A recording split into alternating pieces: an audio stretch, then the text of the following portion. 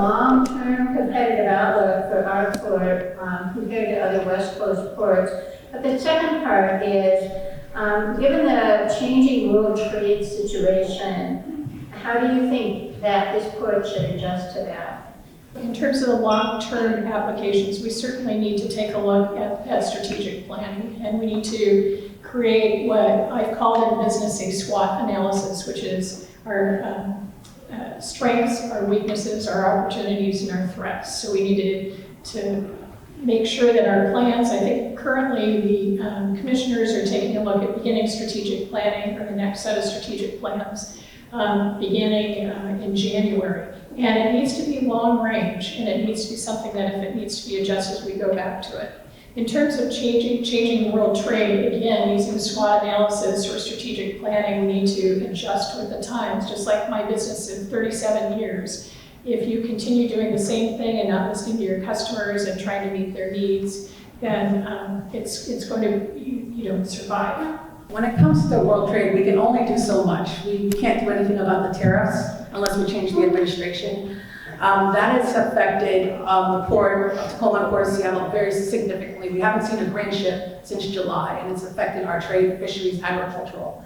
So that has definitely impacted us. But trade is also affected by whether people want your commodities, your aviation parts. But what we can do is transportation infrastructure, modernizing our terminals, making the investments so that we can service the larger and larger ships that are coming our way. Either we're competing with them with Vancouver, with British Columbia ports, and the Southern California ports. So we have to have the infrastructure to service the larger and larger ships, the post-Panamax, the ones that can't go through the Panama Canal. So we're competing for the same ships. So in some ways, we have to also rely on our own economy. That is why the port can be a leader, a hub of innovation, connect with our educational institutions, because we do need a strategic plan that goes beyond boxes. The Port of Walla Walla actually supports their wine industry. Our long-term competitive outlook should really be addressed in two buckets. The first bucket is a marine operating partnership that has been mentioned with the Northwest Seaport Alliance, where we've had the expectation of no longer competing between the two home ports of Seattle as well as Tacoma, but ensuring now that we move together by design. That ensures that we have a competitive opportunity, competitive perspective about everything that's outside of the Puget Sound Gateway.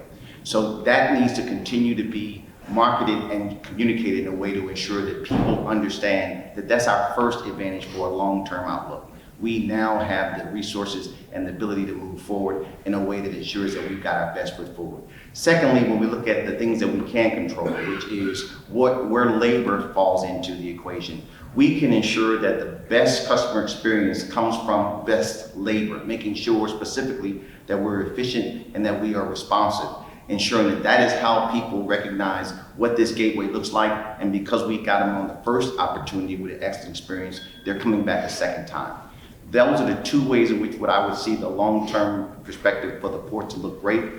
In closing, looking at the expectation of a world circumstance change, we do need to do three things. We need to make it a point to be attractive in terms of making sure that we provide incentives for current businesses to green out. We need to make it a point to be responsive to the expectation of what green businesses, and my time is up.